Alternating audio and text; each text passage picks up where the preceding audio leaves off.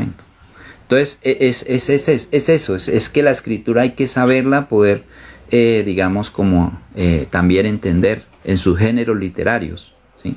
Entonces, si yo estoy leyendo una fábula, necesito conocer las reglas de interpretación de la fábula para poder entonces realmente darle la explicación correcta.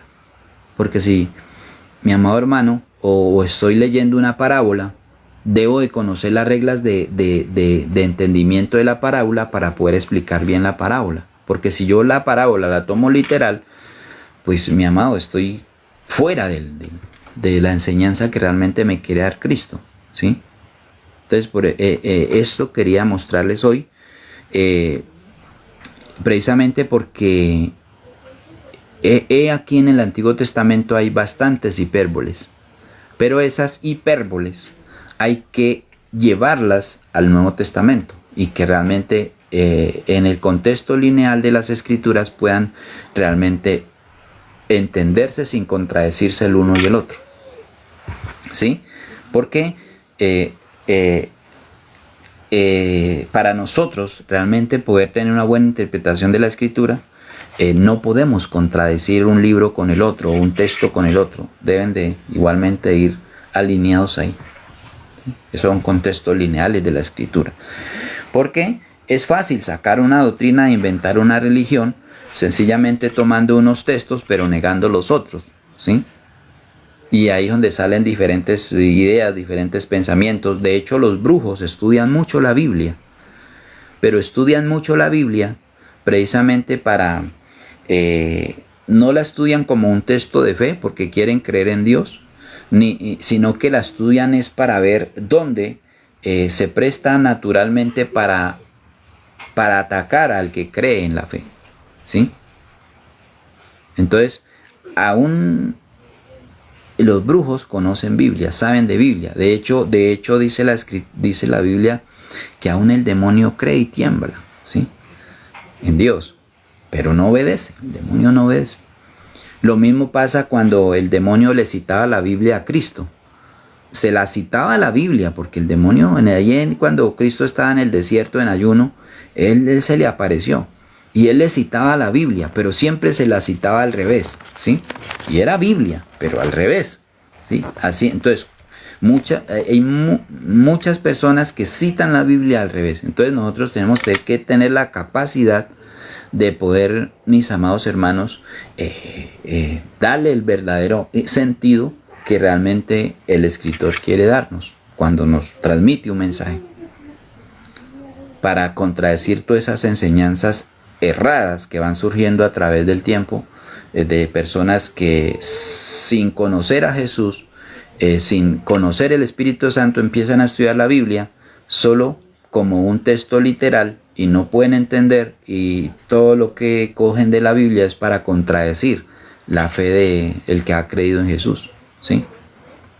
Entonces tengan mucho cuidado con eso, mis amados, benditos a nuestro Padre Celestial.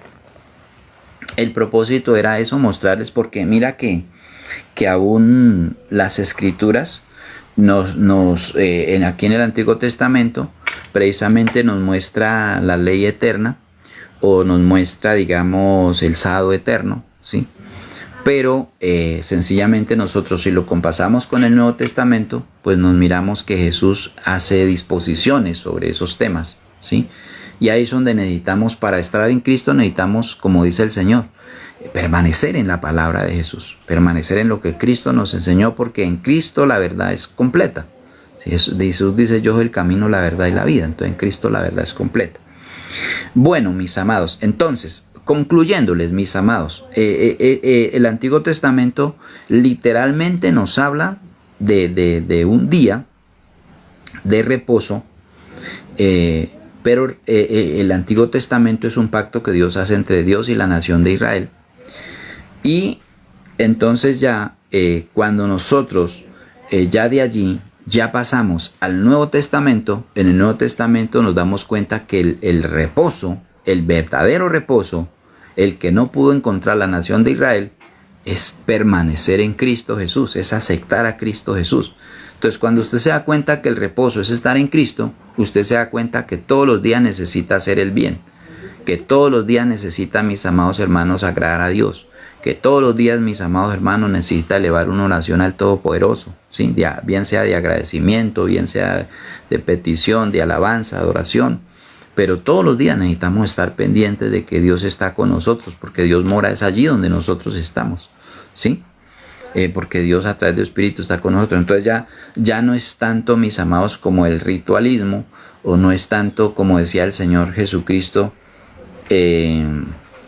y aprender lo que significa misericordia quiero y no sacrificio. No es tanto el sacrificio, sino que, mis amados hermanos, qué tanto nosotros mostramos a Cristo en nuestro diario vivir.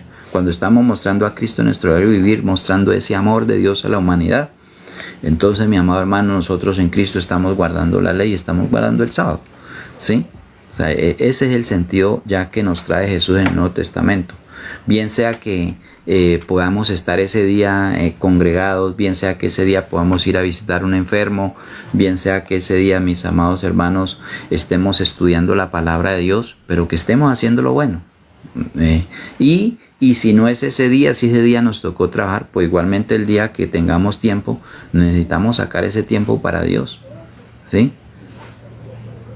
Y todos los días, así tengamos trabajo y todo pero siempre, nunca nos podemos olvidar de sacar ese tiempo para Dios.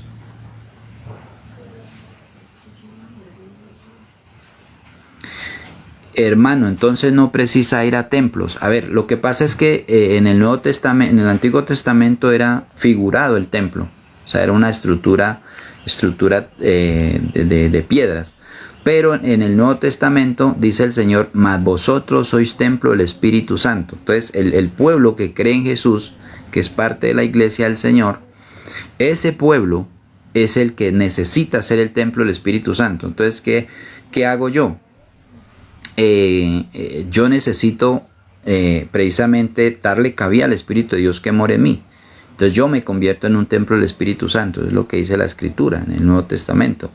Y ahora, entonces yo como templo del Espíritu Santo, cuando vaya a reunirme con otros hermanos, digamos en una casa de oración que sea dispuesto para reunirse los hermanos, entonces no es que ahí viva Dios, porque el Señor dice que Él no habita en templos hechos de manos de hombres. Eso dice la Escritura.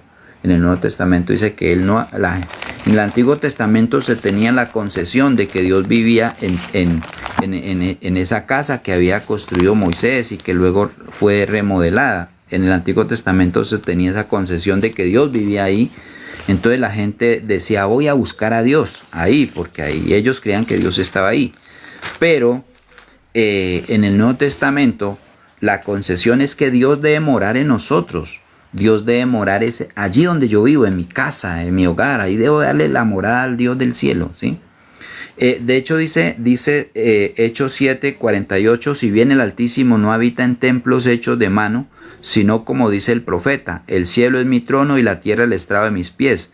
¿Qué casa me edificaréis? Dice el Señor, o cuál es el lugar de mi reposo, ¿sí? Entonces Dios no es que habite allí en una estructura de cemento y ladrillos. Dios no es que habite ahí. Dios quiere habitar aquí, mis amados, dentro del ser humano. El Espíritu Santo quiere morar acá. Cuando yo me reúno con otros hermanos, que es el acto de congregarme, entonces yo debo de ir. Yo es el que llevo la presencia de Dios allá, a ese lugar donde voy. Sí, entonces ya el hermano también, él en su casa ha estado orando, ha estado ayunando, ha estado leyendo la palabra, ha estado juicioso con Dios. Entonces cuando se unen esos hermanos, entonces es como si se uniera el cuerpo de Cristo, ¿sí? Y entonces el cuerpo de Cristo, ahí se siente gozo, se siente, mis amados hermanos, la unción del Espíritu de Dios. Pero no es el lugar, son las personas que están ahí, ¿sí? Porque si las personas que están ahí realmente no le permiten al Espíritu de Dios morar en ellos, siempre ustedes van a congregarse y va a ser una reunión fría, cada quien por su lado, o sea, no se va a sentir realmente, digamos, ese fuego del Espíritu de Dios. Entonces, no es que la Escritura no es que no nos diga que no podamos asistir a un lugar determinado para orar, para cantar, para alabar, no, pero no es que digamos que es necesariamente para yo ser salvo tenga que, no, porque Jesús, miramos que Jesús, Jesús se congregaba con la gente, se congregaba allá, ¿no? Él en una barca y la gente a la orilla de la mar, y eso es congregarse, porque congregarse es reunirse. Entonces Jesús lo hacía así, ¿verdad? Jesús lo hacía bien sea a la orilla de la mar, por allá en el monte también, pues con las multitudes se congregaba, se reunían con ellos y empezaban a alabar y adorar a Dios. Bueno, se faltó el alimento, entonces Cristo hacía un milagro para multiplicarle los alimentos, les daba, ¿sí? Pero en ocasiones a Jesús también lo vemos en la sinagoga, en ocasiones a Jesús también lo vemos en el templo. Entonces no es que sea un lugar determinado, porque pues Dios no habita en los templos, Dios llena todo el universo. Entonces ahí es cuando nosotros necesitamos entender que la amistad con Dios y la comunión con Dios es en todo lugar donde yo estoy, porque Dios quiere no habitar en un lugar de ladrillo y cemento, sino que Dios quiere habitar es en mí. Entonces ahí es donde yo necesito entender que si yo estoy en la casa, que si yo estoy en el trabajo, que si voy de camino, donde quiera que esté, necesito entender que debo agradar a Dios, ¿sí? O sea, no es vivir una vida religiosa que yo voy cada 8 días a un lugar que alguien le llamó templo y con eso ya el resto de semana yo puedo hacer lo que quiera. No. La vida en Cristo es una vida donde todos los días vamos a hacer la voluntad de Dios, vamos a hacer lo bueno.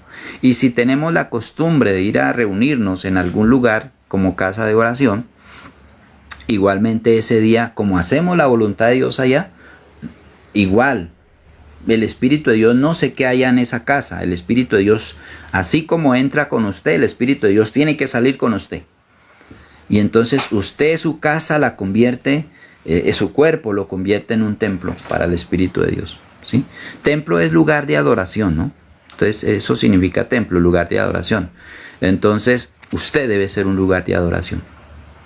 Esa es la diferencia. Entonces, pero el que tiene, digamos, su lugar de congregación, pues excelente que adore, que se reúna con los hermanos, es maravilloso, porque en eso hay bendición.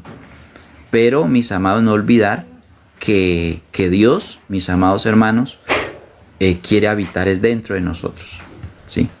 Ese es lo más importante, que le permitamos a Dios por su Espíritu Santo vivir en nosotros y que en nuestra casa sepamos que queremos que Dios esté ahí.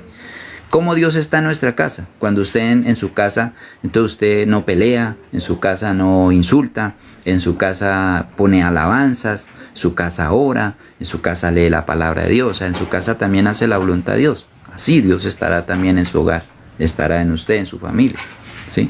Pero si usted solamente busca a Dios allá en esas paredes, pues resulta que, y de allá sale y ya usted es otra persona transformada, pues resulta que Dios está lejos de usted, porque Dios no quiere el ser humano esa vida así religiosa nada más, sino que quiere que usted tenga una amistad con Él, ¿sí? Es una amistad con el Espíritu Santo, eso es lo que Dios demanda del hombre, o sea, esa es la verdadera relación entre Dios y el hombre, que aprendamos a caminar con Dios todos los días de nuestra vida. Bueno, mis amados, vamos a dejar hasta acá, vamos a orar a Dios y le damos gracias a Dios por este tiempito, mis amados hermanos, que hemos estudiado las Sagradas Escrituras.